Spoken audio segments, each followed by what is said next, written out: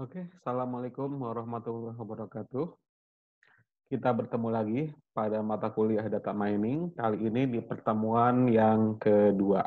Ya. Oke,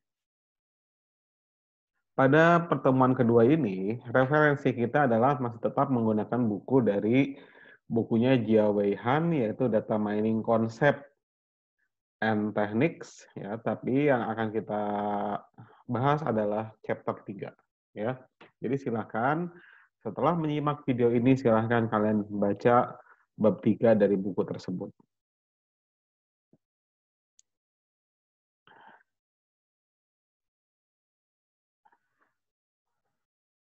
Oke, materi kita pada pertemuan 2 ini pembahasannya adalah yaitu mengenai data preprocessing. Ya, kita akan bahas overview-nya, data preprocessing itu apa, kemudian prosesnya apa saja. Ada data cleaning, data integration, data reduction, data transformation, and data discretization. Ya. Oke, kita mulai. Ya.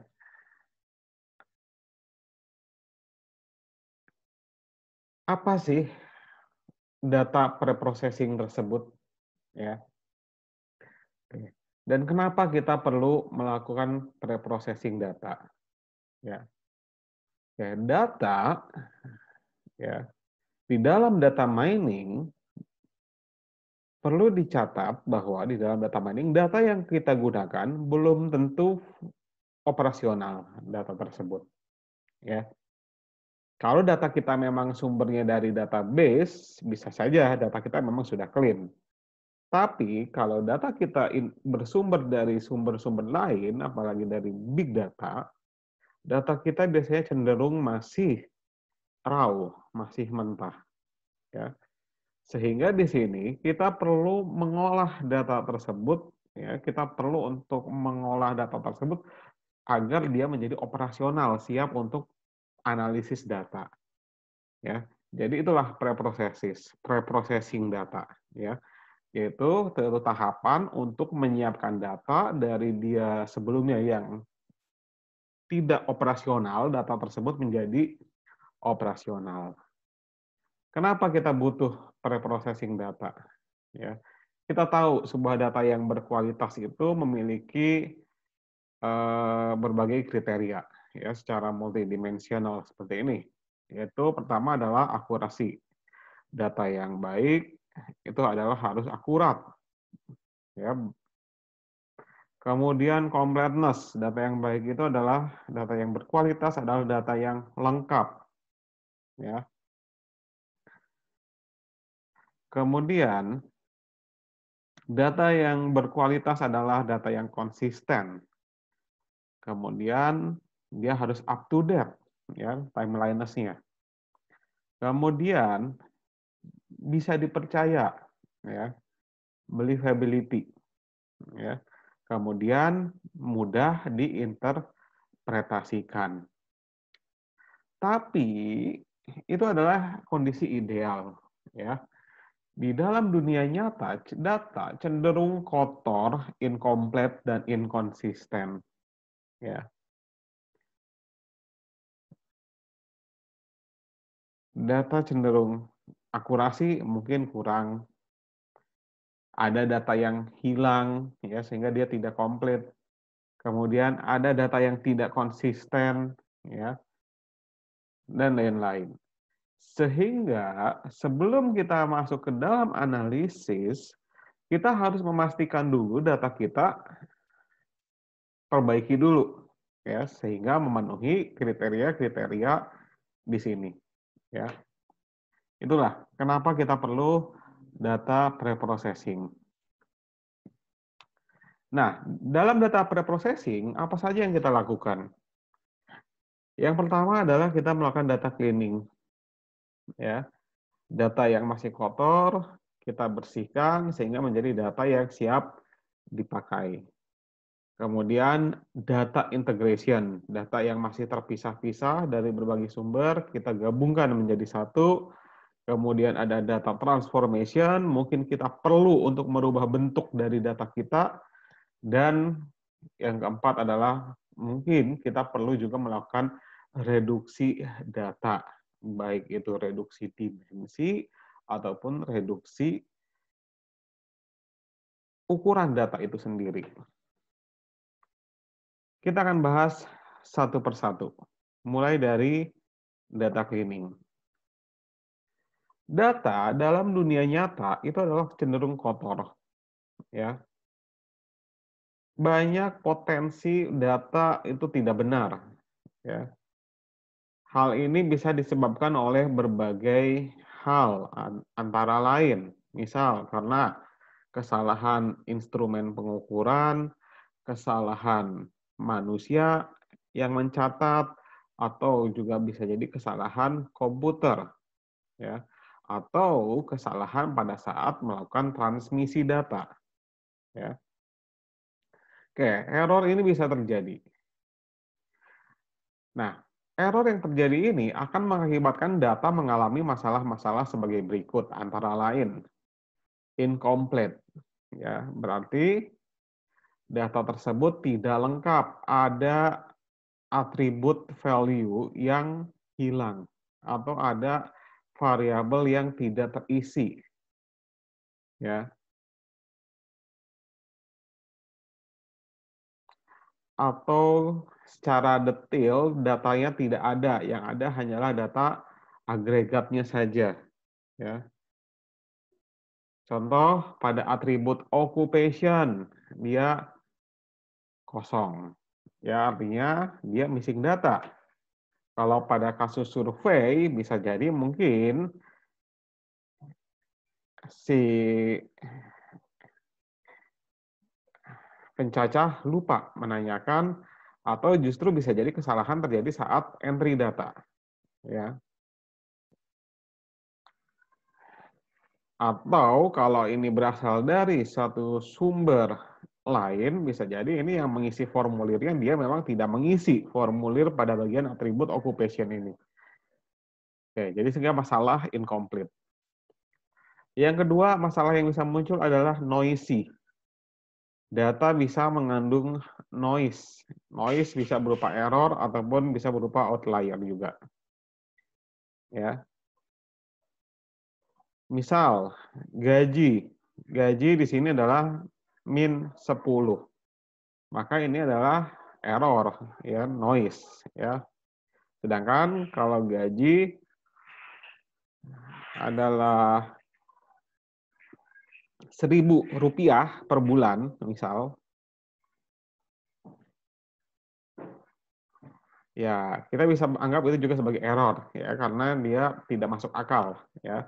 Jadi bedanya antara noise dan outlier adalah outlier ya mungkin masih masuk akal, ya, tapi kalau noise itu adalah angka-angka yang tidak masuk akal, ya. Itu aja. Ya, misal kalau gaji rata-ratanya adalah 1 juta, kemudian ada yang memiliki gaji sampai 20 juta per bulan. Meskipun dia jaraknya jauh 20 juta terhadap 1 juta, maka dia adalah kategori outlier karena di dunia nyata memang ada yang punya gaji sebesar itu, ya. Berbeda kalau di minus 10, ya. Itu jelas adalah error. Kemudian data inkonsisten, ya, data bisa inkonsisten. Nah, inkonsisten di sini bisa terjadi dalam beberapa sudut pandang. Yang pertama adalah inkonsisten antar variabelnya. Sebagai contoh, di sini adalah umur 42, tapi tanggal lahir adalah 3 Juli 2010. Nggak cocok kan antara tahun lahir dengan umurnya. Mana yang benar? Ya. Kemudian yang kedua, inkonsisten yaitu adalah pengisian pada variabel yang sama. Ya, pada variabel yang sama. Ada pengamatan yang diisinya pakai angka 1, 2, 3, tapi ada juga observasi atau pengamatan yang diisinya pakai huruf. A, B, C. Ya. Contoh kalau nilai, misal nilai ada yang nilainya pakai angka 75, 80, 90, ada yang pakai huruf nilainya C, B, A, B plus seperti itu. Ya. Sehingga nggak konsisten. Yang dipakai mau yang mana sih sebetulnya nilainya, gitu kan? Sehingga di sini dalam satu variabel yang sama juga dia harus konsisten. Termasuk juga misal kalau misal variabel pengeluaran, ya, yang pengamatan pertama dalam satuan ribuan, pengamatan berikutnya dalam satuan jutaan. Oh, yang dipakai yang mana? Ya, berbeda satuan juga itu adalah berarti inkonsisten. Kemudian inkonsisten juga terjadi karena diskrepansi between duplicate records, ya. Jadi di sini kalau misal ada pengamatan yang duplikat, ya, sebetulnya duplikat saja itu sudah masalah, ya. Itu harus dihapus salah satunya. Cuman di sini kalau dia sudah duplikat dan kemudian ada atribut yang inkonsisten, misalnya data si A itu ternyata duplikat, ada double. Tapi di data yang satu umurnya tertulis 35, di data duplikatnya tertulis umurnya 38. Yang mau kita hapus duplikat yang mana? Yang 35 atau 38? Ya. Kita tahu bahwa itu duplikat orang yang sama, tapi ternyata umurnya berbeda, sehingga kita akan bingung mana yang benar, ya. Nah, itu juga inkonsisten. Kemudian intensional. Intensional itu maksudnya adalah adanya kecenderungan untuk mengisi jawaban pada suatu jawaban, ya. Contoh kalau kita ditanya umur, pasti umur biasanya akan selalu cenderung mengelompok di angka 5, berakhiran 5 atau berakhiran 0. Kelipatan 5. Ya. Sehingga kalau dilihat ya per kelompok umur pasti di setiap kelipatan 5, angka 5, 0, 5, 0 yang belakangnya 5 dan 0 itu pasti akan tinggi jumlahnya. Ya, karena kalau orang ditanya umur, kira-kira selalu akan kelipatan 5. Ya. Atau juga justru karena sistem. Kalau misal orang lupa dengan tanggal lahirnya, maka sistem akan secara otomatis menuliskan dia jadi 1 Januari. Ini udah gitu aja. Ya. Padahal ya bukan 1 Januari. Akhirnya apa nanti? Yang tanggal lahirnya 1 Januari ya dinumpuk banyak. Ya, seperti itu. Ya, itu adalah kesalahan intensional. Kemudian untuk incomplete atau missing data, ya, kita tahu bahwa data tidak selalu tersedia. Ya. Banyak tuples atau banyak record yang tidak terekam untuk beberapa atribut. Ya. Dalam arti ada missing pada atribut-atribut tersebut. Misal customer income in sales data, yaitu pendapatan pelanggan dalam data penjualan. Biasanya orang kan kalau ditanya pendapatan kan nggak mau jawab, ya. Sehingga di sini ya pasti akan missing datanya, ya. Nah, missing data bisa terjadi karena beberapa hal. Yang pertama adalah karena equipment malfunction, karena kegagalan peralatan. Kalau misal dia pakai pencatatan, ya. Misal kalau kalian mengumpulkan data menggunakan Twitter, ketika kalian streaming data Twitter, ya ada 1 jam lah tiba-tiba mati koneksinya. Maka mungkin nanti akan ada missing datanya, ya. Seperti itu.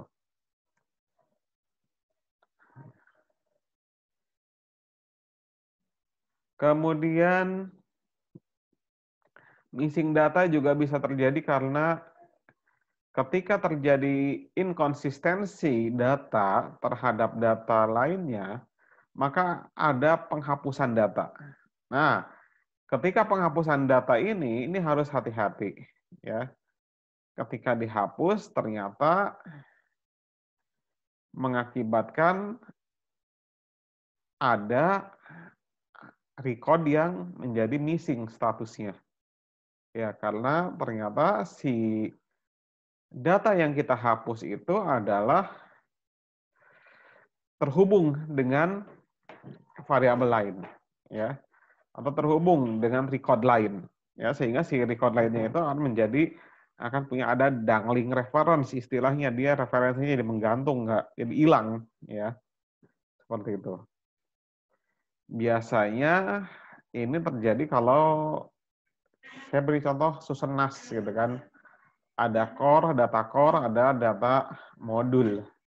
Nah, ketika kita bekerja dengan data modul, ternyata kita menganggap itu ada data yang inkonsisten. Kita hapus, tapi ternyata yang di core-nya tidak kita hapus. Akhirnya, data rumah tangga core tersebut akan menjadi missing pada bagian variabel-variabel di modulnya. Ya, seperti itu. Kemudian yang ketiga adalah data tidak di-entry karena kesalahpahaman. Ya, ini karena kesalahpahaman, ya. Sebetulnya datanya ada, cuma nggak di-entry. Ya. Kemudian, certain data may not be considered important at the time of entry.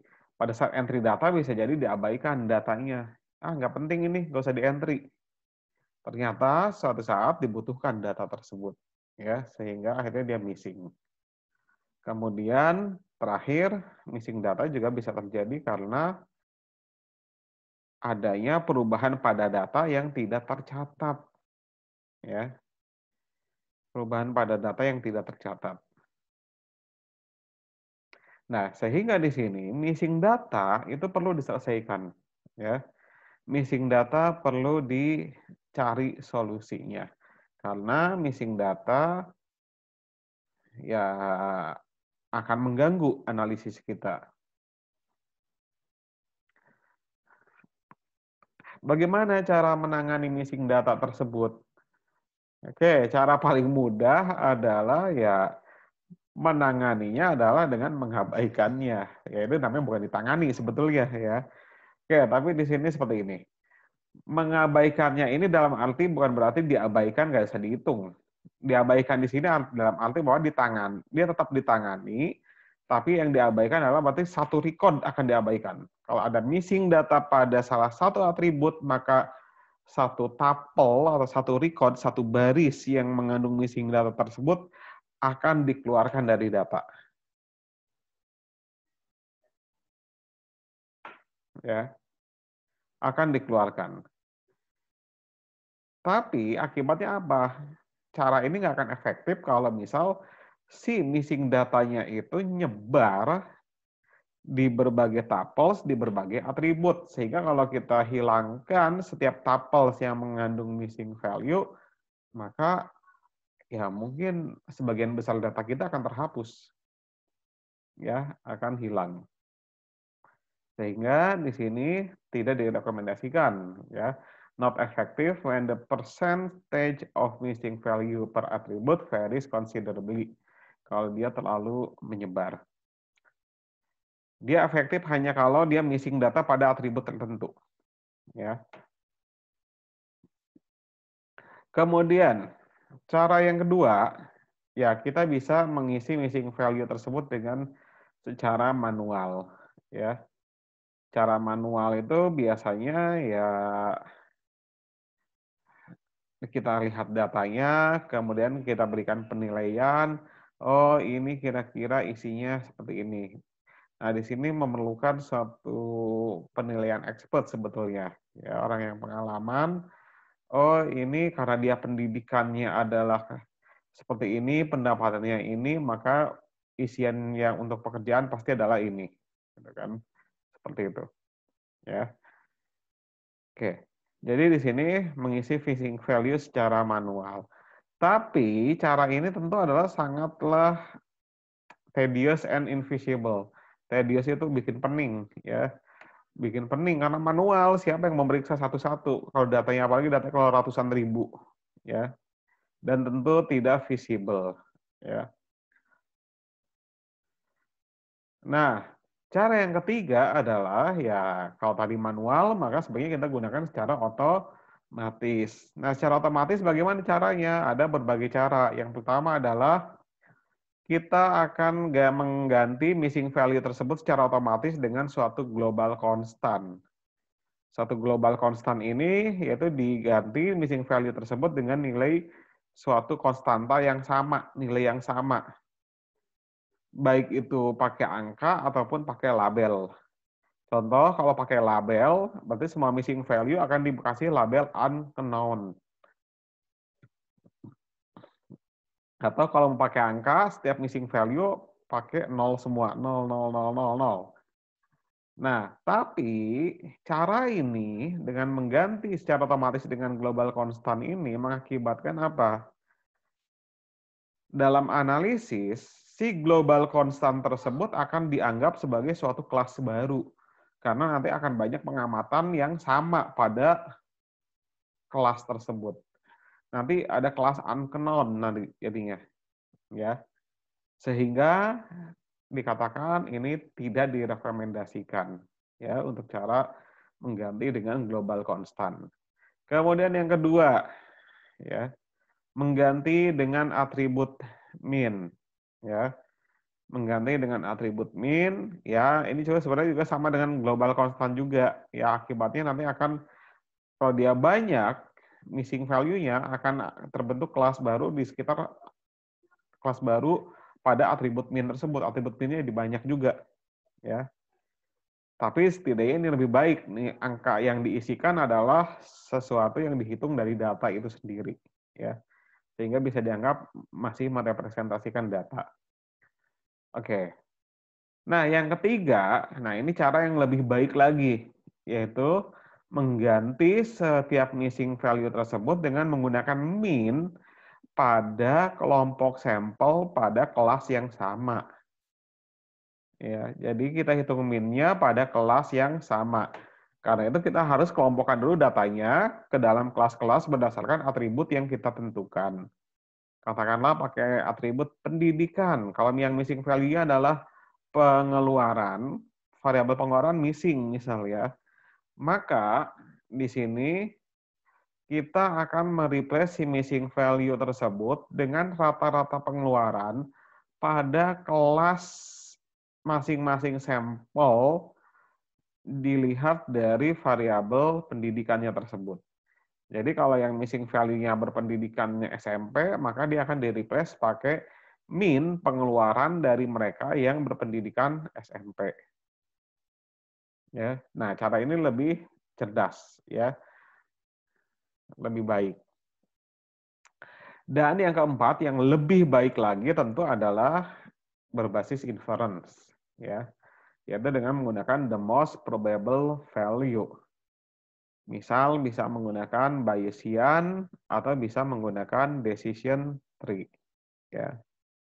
Oke. Oke, di sini kita tidak akan membahas dulu teknisnya. Kemudian noisy data dan outlier. Noise, tadi sudah dijelaskan, noise itu adalah random error atau variance di dalam variabel yang diukur. Sedangkan outlier adalah observasi yang memiliki jarak yang jauh dari observasi lainnya. Oke. Jadi kalau outlier itu dia menyimpang dari observasi lainnya. Sedangkan kalau noise ya belum tentu dia jauh dari observasi lainnya, tapi dia mungkin tidak masuk akal isiannya, ya. Itu noise.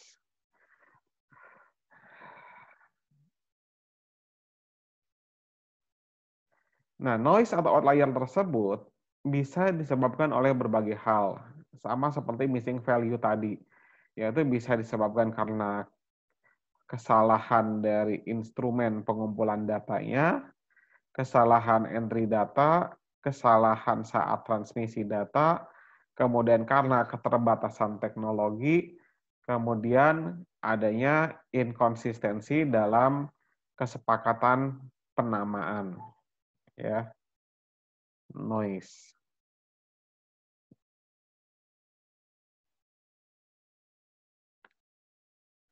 Oke, kemudian kira-kira permasalahan data apa lagi yang perlu kita perbaiki dalam data preprocessing ini, dalam data cleaning ya, proses data cleaning. Oke, ada beberapa permasalahan lagi yang perlu kita tangani, yaitu adalah cek duplicate record. Kita harus melihat apakah masih ada record-record yang duplikat. Kemudian tadi data incomplete, ya, kemudian ada data inconsistent. Nah, bagaimanakah kita menghandle data yang noise? Oke, di sini ada berbagai cara, yaitu bisa kita gunakan binning, regression, clustering, ataupun menggabungkan antara komputer dan pemeriksaan oleh manusia. Oke, binning artinya adalah mengodotkan data kemudian mempartisinya, ya, mempartisi. Kalau regression ya pakai cara regresi dengan melakukan fitting, ya pakai regresi, fungsi regresi. Sedangkan clustering adalah digunakan untuk mendeteksi dan remove outlier. Sedangkan kalau combine computer and human inspection adalah untuk mendeteksi nilai-nilai yang mungkin noise-nya adalah bisa digunakan komputer, sedangkan decision-nya, noise-nya itu mau diapakan, nah itu adalah membutuhkan keputusan dari si manusianya. Ya. Nah ini adalah contoh binning. Ya, binning itu adalah kita mempartisi data. Ya.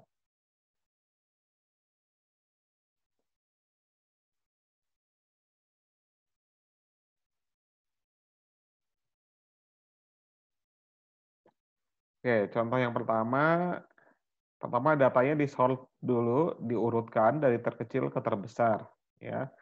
Kemudian kita partisi data dalam contoh ini menggunakan equi-width, ya, yaitu memiliki banyaknya pengamatan yang sama untuk setiap masing-masing bin-nya. Dalam hal ini ada 3, 3, 3, ya. Nah, kemudian di sini smoothing by bin means, ya. Kita lihat bin 1 itu berarti adalah 9, bin 2 itu adalah 22, bin 3 adalah 29. Sehingga nanti kalau misal terdapat missing data tersebut berada pada bin 1, maka nilai dia yang missing tersebut akan di-replace oleh 9. Sedangkan jika missing datanya berada di bin 3, maka dia akan di-replace oleh 29. Nah, ini adalah contoh deteksi outlier dengan clustering analysis. Ya, ingat clustering analysis itu adalah analisis pengelompokan, melihat data mengelompoknya bagaimana. Nah, titik-titik data yang tidak berkelompok, maka dialah yang dipertimbangkan sebagai outlier. Oke, berikutnya adalah data integration. Yang dimaksud data integration atau integrasi data adalah menggabungkan berbagai data yang berasal dari berbagai sumber ke dalam satu penyimpanan bersama, ke dalam satu kesatuan penyimpanan, ya. Jadi digabung, ya, dari berbagai sumber.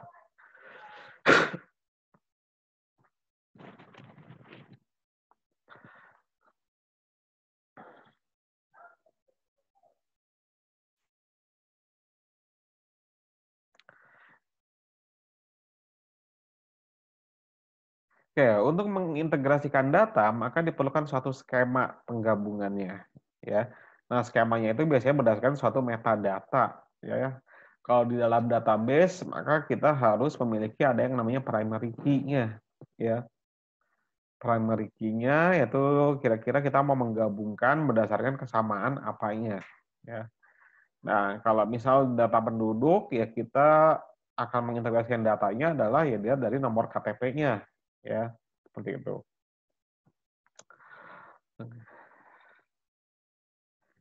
Oke, tapi dalam data mining, integrasi data kadang tidak semudah pada database. Database enak ya karena variabelnya sudah ada. Tapi kalau di dalam data mining, terkadang kita harus mengidentifikasi entitas-entitas tersebut, apakah benar entitas-entitas tersebut adalah entitas yang sama, sehingga dia bisa diintegrasikan.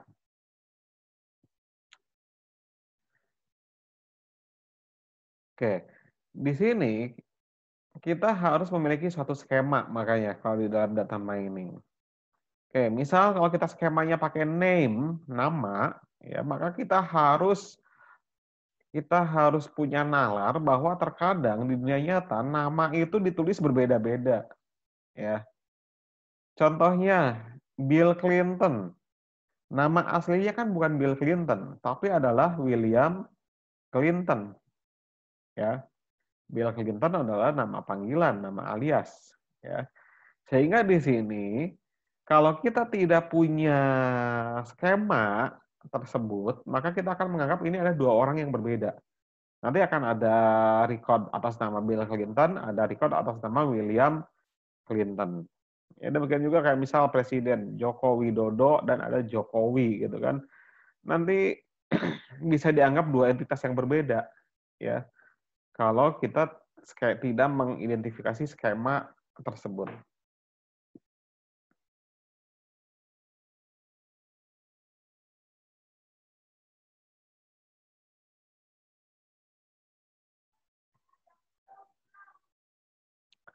Oke, jadi kita harus memecahkan permasalahan tersebut.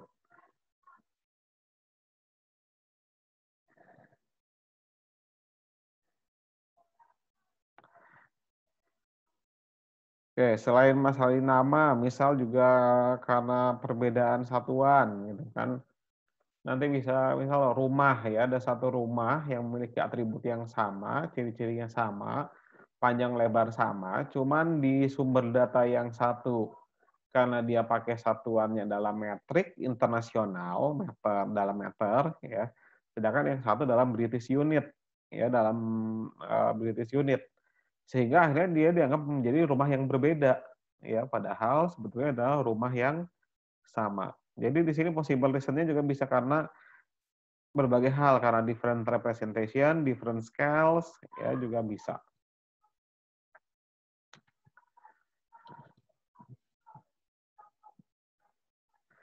Nah, ketika kita mengintegrasi data, hal yang mungkin terjadi adalah akan ada data redundancy, ya. Akan adanya data redundancy. Data redundancy itu tadi William Clinton dengan Bill Clinton, objeknya kan sama, ya itu adalah redundant. Maka di sini untuk menghandling redundancy tersebut, redundant attributes bisa kita deteksi dengan menggunakan analisis korelasi ataupun analisis kovariansi.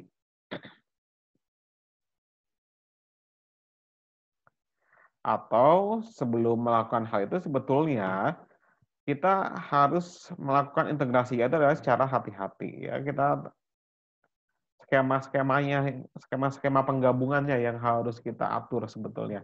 Nanti kalau sudah digabung baru kita lakukan analisis korelasi dan analisis kovariansi ya.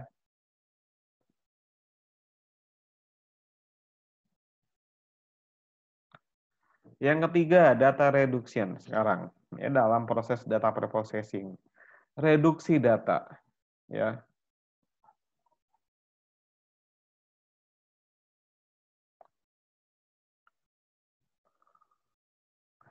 Oke, apa tujuan reduksi data? Reduksi data adalah untuk mendapatkan data yang berukuran lebih kecil, tapi menghasilkan kira-kira hasil analytical yang sama dengan data ketika dia sebelum direduksi. Jadi di sini adalah tujuan data reduksi adalah mengurangi atau memperkecil volume data ya, tanpa mengurangi makna dari data tersebut, ya. Kenapa kita butuh reduksi data? Ya, tentu suatu database atau data warehouse bisa saja berukuran sampai terabyte, ya. Nah, semakin besar data, maka analisisnya juga akan semakin kompleks dan akan membutuhkan waktu yang semakin lama. Sehingga di sini untuk menghasilkan analisis yang lebih sederhana, lebih cepat, maka kita perlu reduksi data. Nah, reduksi data ini ada beberapa strategi. Yang pertama adalah yang kita reduksi adalah dimensionality-nya. Apa itu reduksi dimensionality-nya? Ya, dimensi dari data. Kalau kita bicara dimensi, kita berarti bicara atribut, kita bicara variabel. Dengan reduksi dimensi berarti kita sebetulnya bukan variabel juga ya. Ketika kita mereduksi dimensi bukan berarti mereduksi variabel, tapi dimensi datanya ya sebetulnya. Dimensi itu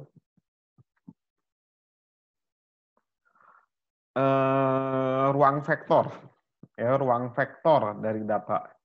Ya. Nah, dengan reduksi dimensi maka di sini dia akan memperkecil ruang vektor, akan sekecil mungkin didapatkan ruang vektor. Nah, reduksi dimensi ini bisa berbagai cara. Salah satunya sih ya memang remove unimportant attributes, atribut-atribut yang tidak penting dibuang dulu. Kemudian yang kedua, kita bisa gunakan prinsipal komponen analisis, sehingga variabel-variabel yang berkorelasi akan membentuk prinsipal komponen. Ya, sehingga nanti akan lebih kecil dimensi datanya. Selain itu kita bisa juga gunakan wavelet transform atau kita bisa gunakan feature subset selection atau feature creation. Oke, itu adalah reduksi dimensi. Oke, kemudian selain itu, selain kita bisa reduksi dimensi, kita juga bisa melakukan reduksi numerosity. Nah, kalau reduksi numerosity artinya adalah kita mereduksi tuplesnya, observasinya. Ya, tuplesnya kita reduksi. Ya. Kita reduksinya adalah ya bukan dengan membuang tuples, bukan dengan menghapus observasi, bukan. Tapi di sini kita bisa menggunakan analisis regression serta log linear models, ya. Atau kita bisa gunakan diskritisasi dengan menggunakan histogram, clustering ataupun sampling, atau kita bisa gunakan agregasi, ya, yaitu data cube aggregation. Contoh, ini ibaratnya gini seperti ini. Data Susenas, kan ada ratusan ribu rumah tangga. Daripada kita mengolah data level rumah tangga yang ratusan ribu, ya kita olah saja menjadi dalam agregat, data agregat wilayah, ya, menjadi kabupaten kota. Sehingga akhirnya dari ratusan ribu bisa menjadi hanya 500-an datanya. Seperti itu. Dan yang ketiga, reduksi data strategis itu adalah ya data compression. Oke, kalau tadi dimensionality reduction itu reduksi dimensi datanya, kemudian numerosity reduction reduksi tuplesnya. Kalau data compression adalah kita bicara ukuran file, ya, ukuran file, storage di komputer.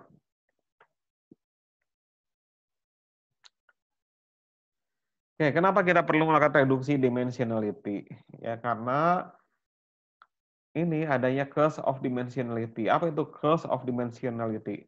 Kutukan dimensionality, yaitu ketika dimensinya semakin besar, maka data akan semakin sparse. Sparse itu semakin menyebar, semakin acak, semakin menyebar sehingga pengelompokan atau pattern-nya menjadi tidak terlihat nanti, ya.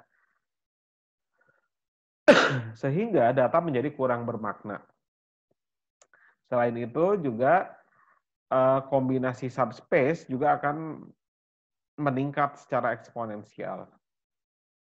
Sehingga di sini kita perlu reduksi dimensi yang bertujuan untuk, yaitu pertama mencegah kutukan dimensionality tersebut, yang kedua untuk mengeliminasi fitur-fitur yang irrelevan, yang tidak terkait, serta untuk menghilangkan noise, kemudian untuk mengurangi waktu dan ruang yang dibutuhkan dalam data mining, serta kemudian adalah untuk visualisasi, agar visualisasi lebih sederhana.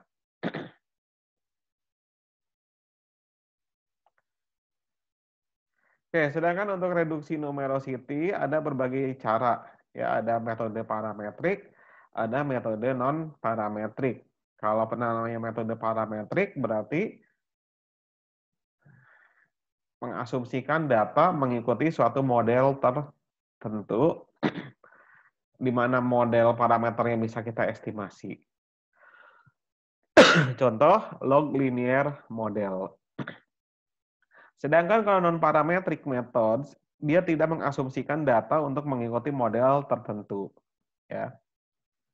Contoh, misal menggunakan metode histogram, clustering, sampling, dan lain-lain. Oke, ini contoh yang metode parametrik. Ya, ada regresi linear, multiple regression, ada log linear model. Sedangkan untuk yang non-parametrik, ada clustering, ada sampling. Ya.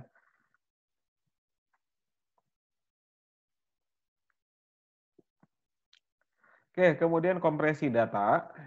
Ya. Ya, kompresi data tadi sudah dijelaskan bahwa itu adalah untuk memperkecil ukuran file.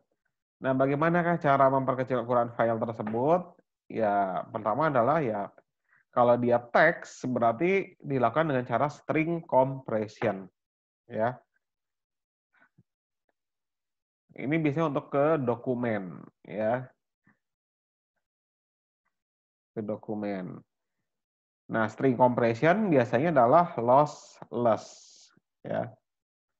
Lossless itu artinya bahwa dia kalau sudah dikompres dia tidak bisa dikembalikan, ya.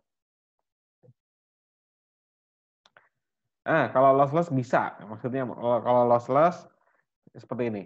Ini adalah lossless. Dari original data menjadi ke compressed data, dari compressed data bisa balik lagi ke original data.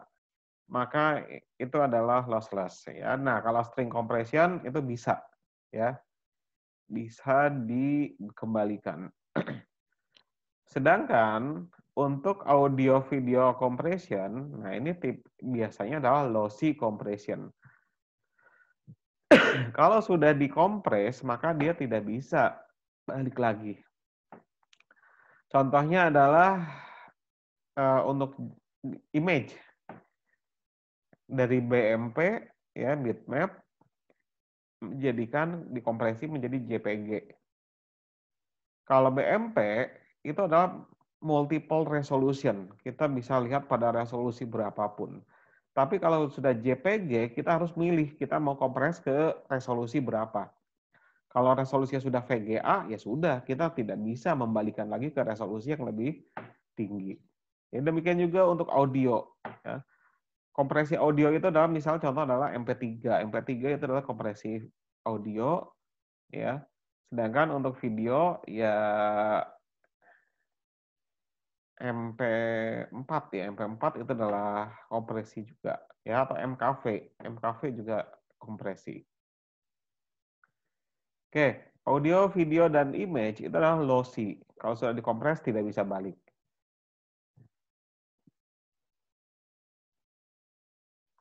Nah, di sini dikatakan dimensionality and numerosity reduction may also be considered as form of data compression. Ya, reduksi dimensionality dan reduksi numerosity juga bisa dikategorikan sebagai kompresi data karena otomatis kalau kita reduksi dimensi dan reduksi numerosity, ukuran data juga akan mengecil, ya. Berikutnya adalah data transformation. Data transformation adalah suatu fungsi yang memetakan keseluruhan himpunan nilai-nilai yang diberikan oleh suatu atribut ke suatu himpunan pengganti nilai tersebut. Dalam arti gini, bahasa sederhana ya, data transformation adalah mengubah satu set nilai di dalam suatu atribut ke dalam satu set nilai lainnya. Ya, itu intinya. Ya, jadi merubah nilai dari satu atribut ke nilai lainnya. Ya. Nah, metode yang dilakukan di sini antara lain bisa melakukan smoothing dengan metode smoothing, yaitu remove noise from data. Smoothing di sini salah satunya dengan cara binning tadi bisa, ya, yang sudah dijelaskan. Kemudian atribut feature construction, yaitu dengan membuat variabel baru, ya, berdasarkan variabel yang sudah ada, berdasarkan atribut yang sudah ada. Kalau pakai SPSS, biasanya kan kalian menggunakan compute, ya. Nah, seperti itu. Ya, itu adalah data transformation juga, ya, compute new attribute, ya. Kemudian aggregation, mengagregasikan. Contohnya adalah summarization ataupun data cube construction, ya. Itu juga adalah data transformation, aggregation. Kemudian, nah, yang paling umum adalah normalization, ya. Normalization juga terdiri dari beberapa jenis. Ada normalisasi min-max, ya. Ada normalisasi z-score dan ada normalisasi by decimal scaling, ya. Normalisasi min-max saya kira semua sudah tahu, ya. Z-score juga sudah tahu, ya. Kemudian diskritisasi, ya, transformasi data juga bisa dilakukan dengan cara diskritisasi, yaitu mengubah data menjadi diskrit, ya. Oke, di sini dalam proses diskritisasi nanti ada yang namanya konsep hierarchy climbing. Nanti dijelaskan. Oke, min-max contohnya adalah seperti ini. Saya kira semuanya sudah tahu, ya. Kita skip saja. Z-score, ya, kita bagaimana menghitung nilai Z-score, ya, dari distribusi normal. Sedangkan kalau decimal scaling, ya kita menjadikan apa? Menjadikan per 100, per 1000, atau per 10.000, ya terserah, ya. Dalam satuan decimal scaling. Nah, diskritisasi, ya.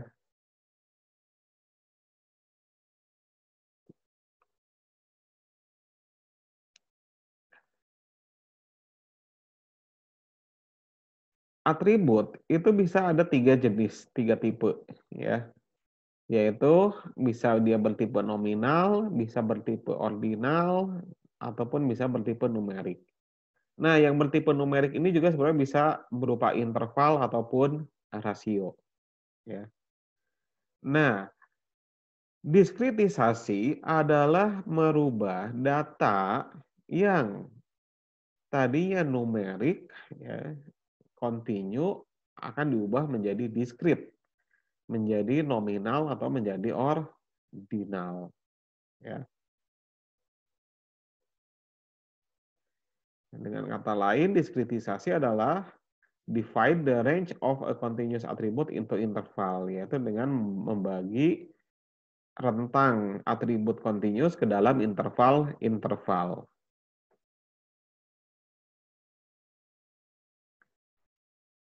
Nah, setiap interval tersebut nanti akan diberikan label, ya. Interval-interval dari data tersebut akan ada labelnya.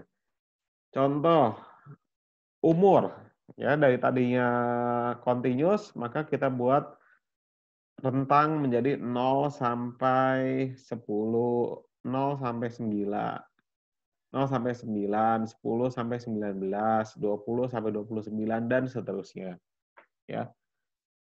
Kemudian di sini bisa kita beri label 0 sampai 9 misal anak-anak, 10 sampai 19 remaja, dan seterusnya. Ya, kita bisa beri label. Nah, diskritisasi bisa kita gunakan untuk mereduksi data tadi, ya. Kita bisa gunakan untuk mereduksi data, ya. Oke. Metode diskritisasi bisa dilakukan secara supervised ataupun unsupervised. Kemudian juga bisa dilakukan secara top down split ataupun bottom up merge, ya. Top down split itu maksudnya adalah dari utuh satu kelompok dipecah menjadi ke yang lebih kecil secara bertahap. Sedangkan justru kalau bottom up merge justru dimulai dari bagian-bagian terkecil yang terpecah-pecah akan digabung secara bertahap sehingga terbentuk satu kelompok besar, ya.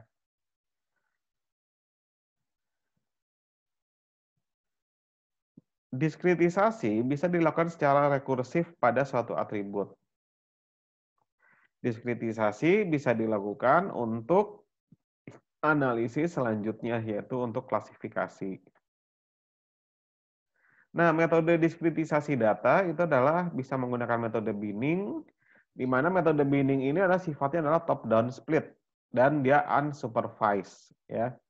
Top down split itu berarti kita pecah dari yang utuh, kemudian kita pecah menjadi kecil-kecil-kecil dan menjadi lebih kecil sampai paling kecil, ya. Histogram analisis juga sama, top down split dan unsupervised, ya. Sedangkan untuk clustering analisis, nah clustering analisis ini bisa dua, bisa top down split, bisa bottom up merge. Kalau top down split, berarti dia adalah metodenya metode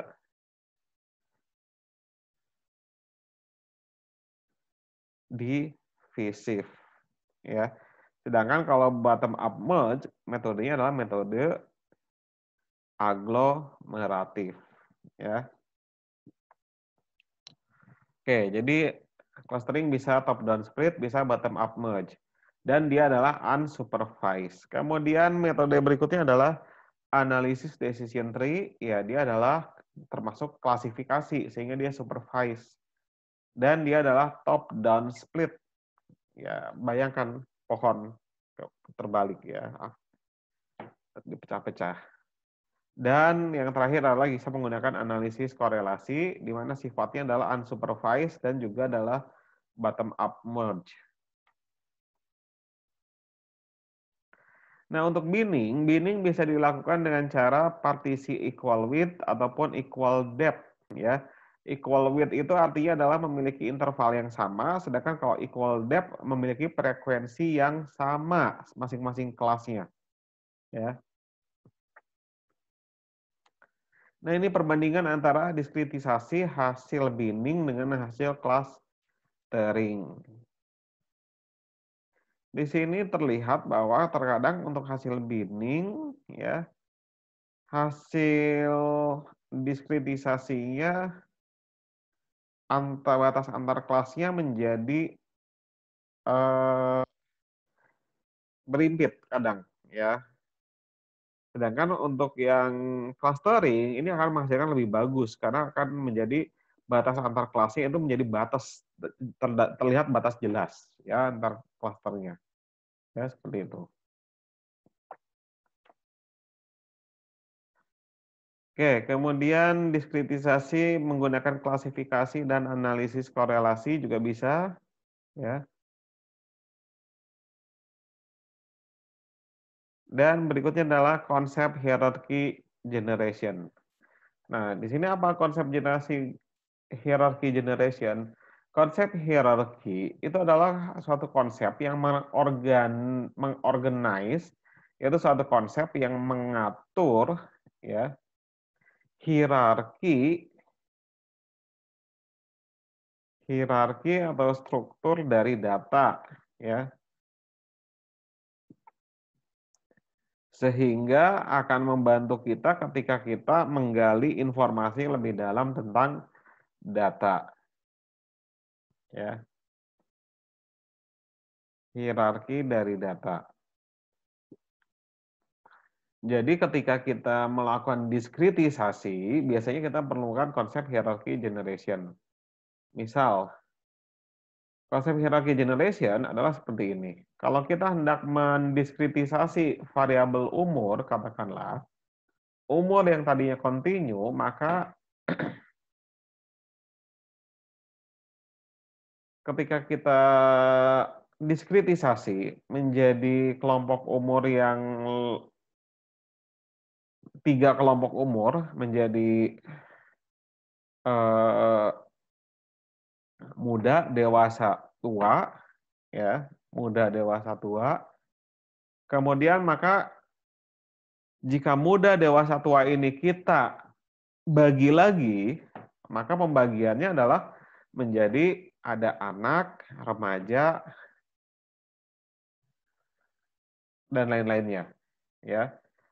Konsepnya seperti ini, kalau misal tadinya umur adalah katakanlah 0 sampai 100 umur. Kemudian kita pecah menjadi 0 sampai 25, kemudian 26 sampai 60, kemudian lebih dari 60, misal ya. Maka di sini nanti hierarki yang berikutnya adalah dia haruslah bagian dari hierarki sebelumnya. Jadi kita harus memecah si 0 sampai 25 ini kita pecah lagi menjadi berapa kelompok umur. Yang 26 sampai 60 juga kita pecah lagi menjadi berapa kelompok umur dan seterusnya. Jadi setiap hierarki itu adalah menjadi bagian dari hierarki lainnya, ya berjenjang, ya. Diskritisasinya adalah secara berjenjang.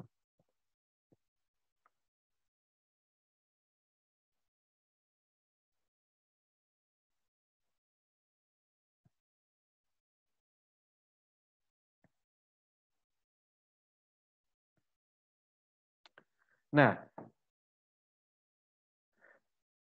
bagaimanakah kita membangun konsep hierarchy generation pada data nominal? Nah, kalau pada data nominal ini juga sederhana sebetulnya untuk membangun konsep hierarkinya. Nah, kalau pada data nominal, cara yang pertama adalah yaitu dengan secara eksplisit menyebutkan skema dari hierarki tersebut. Yaitu skemanya adalah contoh nama jalan adalah mengelompokkan alamat berdasarkan nama jalan. Kemudian alamat-alamat tersebut akan dikelompokkan lagi berdasarkan nama kota. Kemudian alamat-alamat tersebut akan dikelompokkan lagi berdasarkan nama provinsi. Kemudian alamat-alamat tersebut akan dikelompokkan lagi berdasarkan negara. Sehingga di sini skemanya adalah street, ya, jalan, kurang dari kota, kurang dari provinsi, kurang dari negara, ya. Itu cara yang pertama, itu dengan secara eksplisit menyatakan skema, ya. Kemudian cara yang kedua adalah secara eksplisit menyebutkan datanya, hierarkinya bagaimana. Contoh di sini adalah ya hierarkinya adalah Urbana, Champaign, Chicago itu adalah bagian dari Illinois, ya. Urbana, Champaign, dan Chicago adalah bagian dari Illinois. Seperti itu. Nanti kalau misal ada tingkatan lagi di atasnya lagi, Illinois adalah bagian dari USA, misal dari Amerika Serikat. Ya, seperti itu. Ya. Kemudian cara yang ketiga adalah hanya menspesifikasikan sebagian set dari atribut. Yaitu misal ya diidentifikasikan bahwa street kurang dari city, ya. Jalan dikelompokkan menjadi di dalam kota, ya.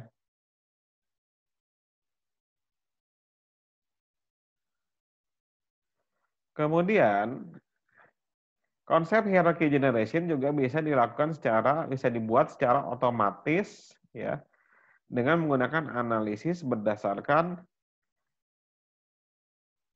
distinct value, berdasarkan nilai unik, ya, sehingga akan dikelompokkan berdasarkan nilai unik tersebut. Oke, itulah materi kita untuk data preprocessing. Dan meskipun nanti kita akan menggunakannya R selama mata kuliah kita, di sini saya hanya ingin mengenalkan bahwa ada data mining software yang statusnya sebetulnya adalah freeware, ya. Oke, tapi di sini ini hanya sebagai pengetahuan. Jadi silakan kalau kalian mau coba-coba menggunakan, di sini ada yang namanya Orange dan ada yang namanya WK. Tapi ingat kita tetap belajar menggunakan R, ya.